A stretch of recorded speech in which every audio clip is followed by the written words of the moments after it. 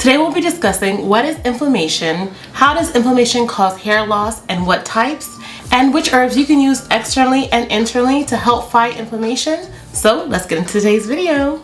Hello my happy nappy crew, it's NowIamNappy, and this week I want to dive further into this idea of inflammation because we just finished our Prevent Hair Loss Challenge and I realized a lot of the hair loss stems from some form of inflammation. So I thought doing a video discussing what actually is inflammation and how something that's actually a protective body response can end up having a negative impact on our bodies. So let's jump into this video.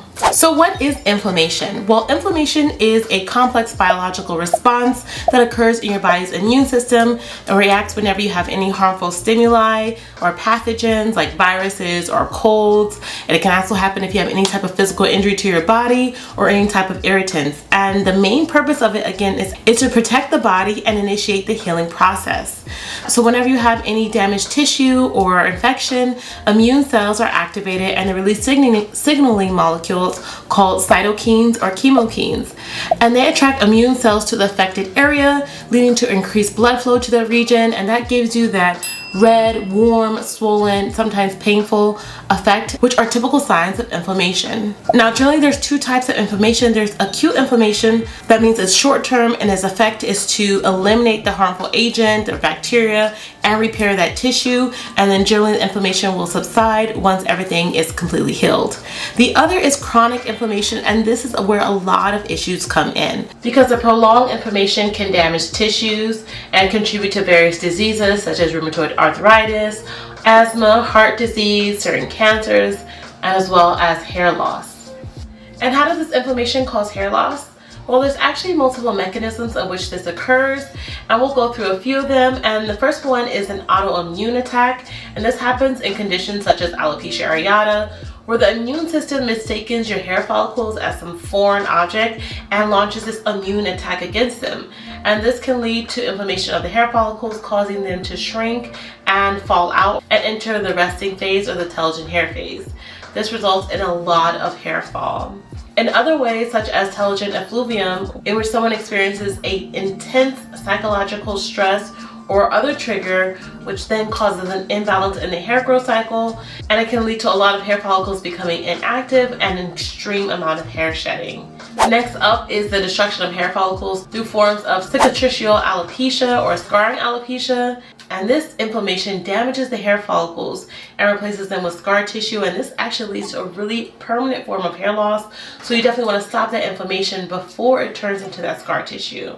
Next up is vascular inflammation, which inflammation causes damage to the blood vessels, which are supplying the hair follicles oxygen and nutrients.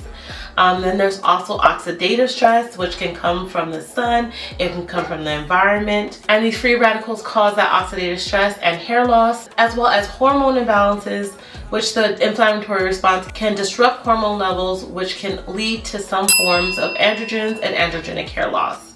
Now again, this list is not extensive to all the forms of inflammation, but the ones that we also did highlight and mention in our hair loss challenge and ones that are commonly seen in inflammation-caused hair loss. Now you guys, we're not here to just discuss all of the problems that inflammation can cause, but some of the herbal remedies that can actually aid in fighting that inflammation and stopping and preventing that hair fall. Now the herbs I want to recommend to you guys are those that you can take internally as well as use topically. But I really want to focus on the internal component because inflammation rests in our body, and while topical applications can truly be beneficial, addressing that internal inflammation is also really key to not only lowering inflammation but stopping that hair loss.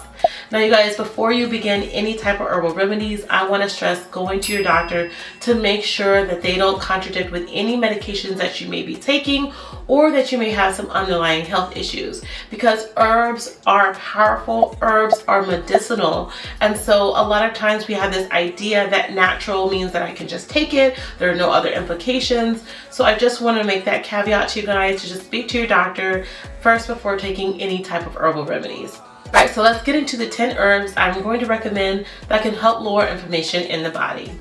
So the first is turmeric, and there's a compound in turmeric called curcumin, and this has potent anti-inflammatory properties. It also has really great antioxidant properties and a number of properties, but today we're just going to focus on anti-inflammatory. But you can use turmeric in your cuisine, in your dishes. You can also take it as a supplement. I take a curcumin supplement. I will link that right here for you guys as well.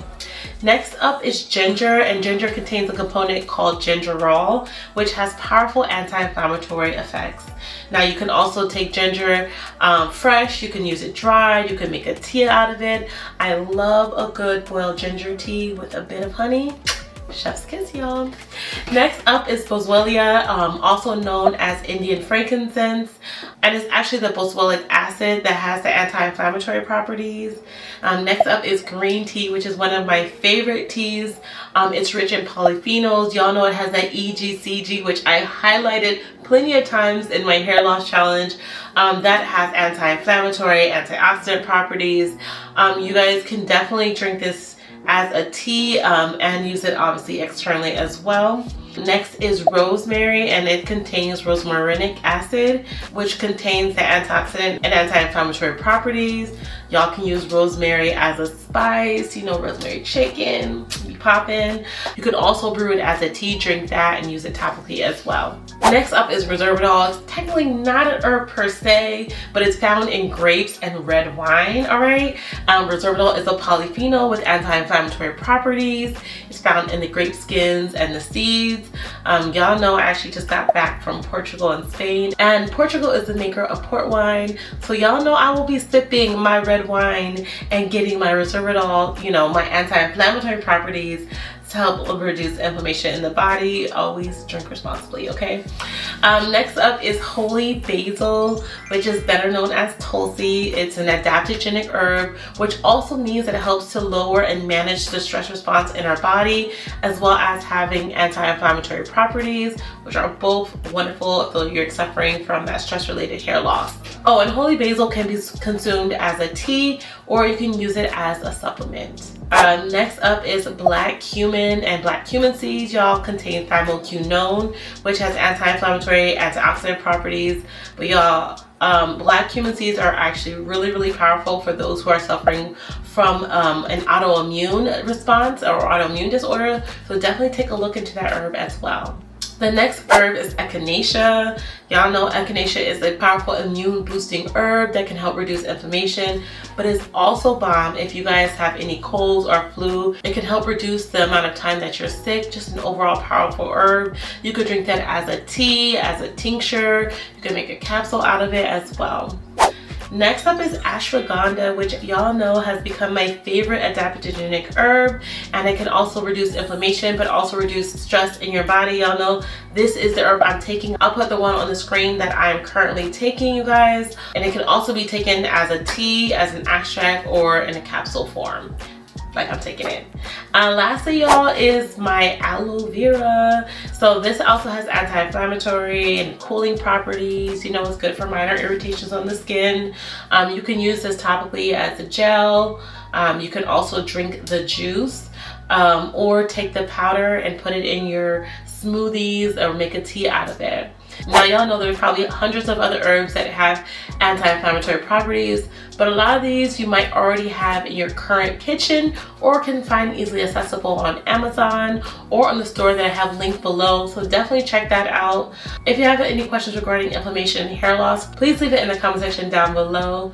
And if you guys want to learn how to use those herbs topically, I will link our Prevent Hair Loss Challenge here, where we make hair masks, where we make hair teas and oils that can be used topically to get these benefits as well.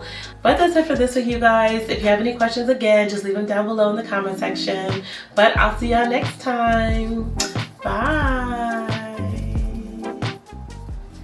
Alright, so this is afterwards. I just want to show you guys my hairstyle. I know sometimes I just be coming on with different hairstyles. It's like 2 buns and a little side bang. Y'all know I was in Portugal and Spain for about 10 days. So if you guys do want to see some clips of a video, let me know. I'll try to do a compilation video if there's enough interest. If not, it's cool. I post a lot of my stuff in my stories. So I hope you guys watched it and enjoyed it there. Alright, bye y'all, because this is, you know, this is the ad. This is the ending. This is the the extra. All right, I'm gonna shut up. All right, bye.